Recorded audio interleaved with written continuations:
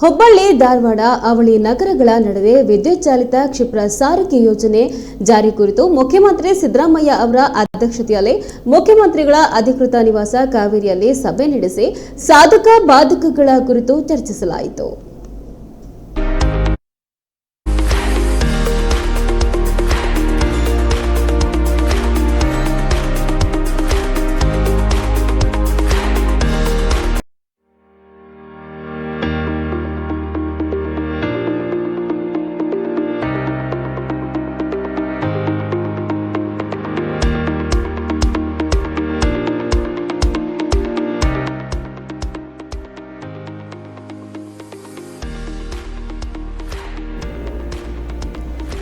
ಉದ್ದೇಶಿತ ಯೋಜನೆಯ ಸಾಧ್ಯತೆ ಮತ್ತು ಅವಕಾಶಗಳನ್ನು ಕಾರ್ಮಿಕ ಹಾಗೂ ಧಾರವಾಡ ಜಿಲ್ಲಾ ಉಸ್ತುವಾರಿ ಸಚಿವರಾದ ಸಂತೋಷ್ ಲಾಡ್ ಅವರು ಸಭೆಯಲ್ಲಿ ವಿವರಿಸಿದರು.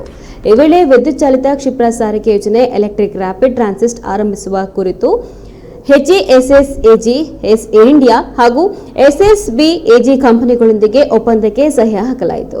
ಯೋಜನೆ ಅನುಷ್ಠಾನ ಕುರಿತು 3 ತಿಂಗಳ ಒಳಗಾಗಿ ವಿವರವಾದ ಯೋಜನಾ ವರದಿ ಸಿದ್ಧಪಡಿಸುವುದಕ್ಕೆ ಮುಖ್ಯಮಂತ್ರಿ ಅವರು ಸೂಚನೆ ನೀಡಿದರು.